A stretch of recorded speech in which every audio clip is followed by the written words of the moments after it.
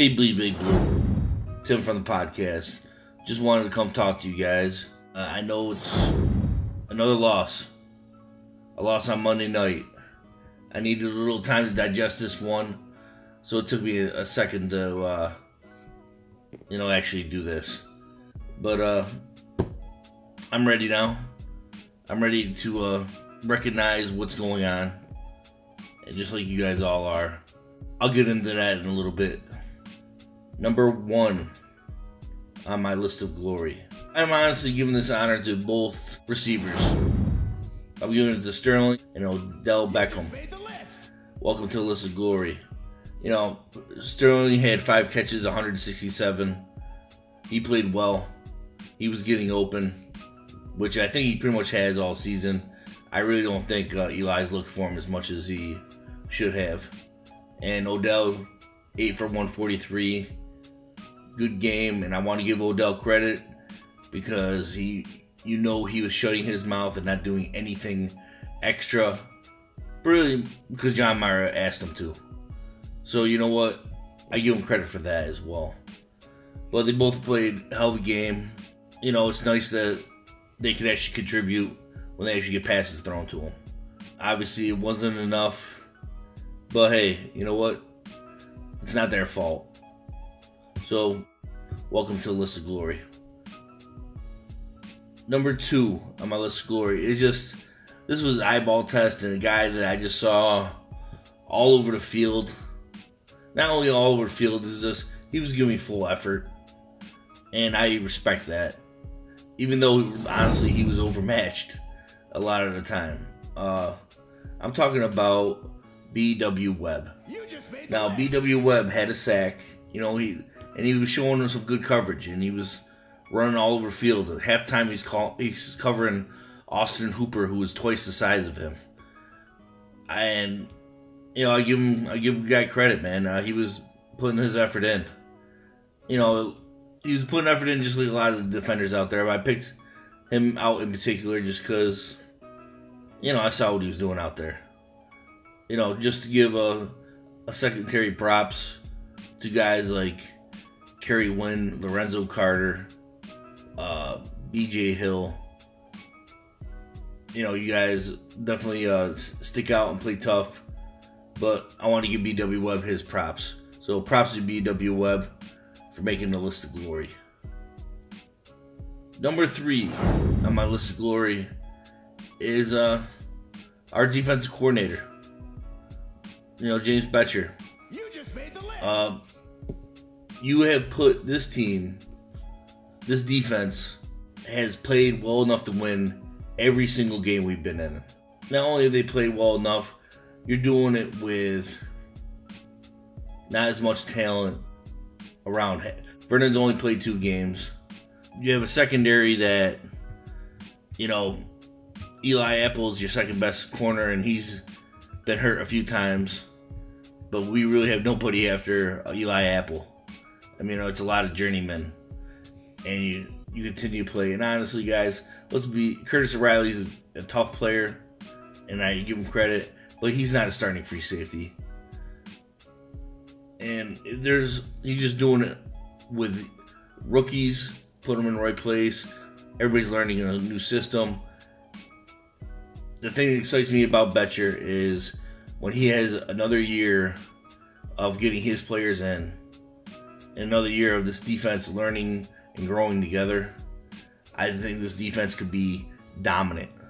We definitely need a pass rush, though. A pass rush and maybe a secondary that can lock some people down. And that's where we were having problems, this past game. But James Bettcher, this is more of a collective award for you, not necessarily for this game, but for honestly every game this year.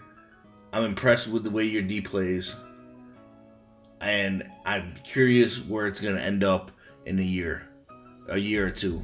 Just how good this defense can be, because they get better every week, and you pretty much shut Atlanta team down to 10 points for 3 quarters. So props to you, James Bettcher, for making the list of glory. Now, for the list of shame, is that anybody that listens to the podcast, and I'm sure you guys do, Wednesdays, 10 o'clock Eastern, we like to, a few of us like to get negative. I'm trying to be the one that's on the positive side. And some people will say, this person that I put on the first one on the list of shame could have been on the list of glory. And I'm going to tell you why he's not.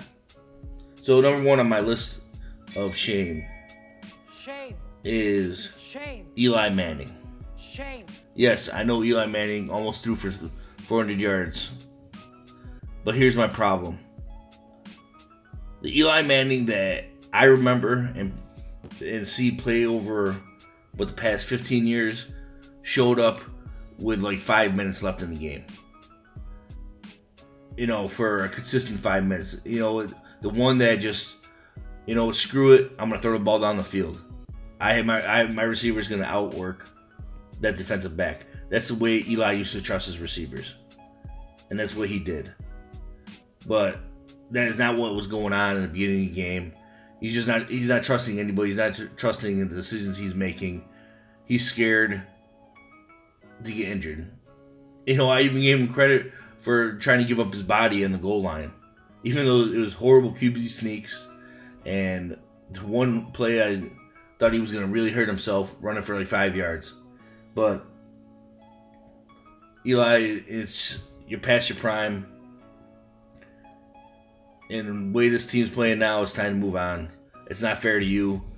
And it's honestly not fair to us, the way this team is at. And you're a lot of the reason it is. So, shame on you, Eli Manning, for making the list of shame. Number 2 on the list of shame is really the main reason Eli plays like he is the offensive line. You gave up 4 sacks. Now, 4 sacks when Eli Manning throws the ball and gets the ball away a lot of the time, it could have probably been about twice that. So, I keep defending you guys, but you're not getting better. And I know you're making moves, and Shermer's, trying to do whatever he can do as far as seeing what chemistry works on this offensive line. But right now it's working. It's not working. And some of you are not going to be on this team next year. And, the offensive line is going to have to rebuild again. Because it's just not working. Not with the talent we have on the outside. And even with Barkley, it's not fair for him to never have, a running lane. Other than that he bounces around 10 times and then goes. So shame on you, offensive line, for making the list of shame. And number 3 on my list of shame. And I have to do it because, Shermer, you're on the list of shame. The fact is, I'm doing this a little late. So the Eli Apple trade happened.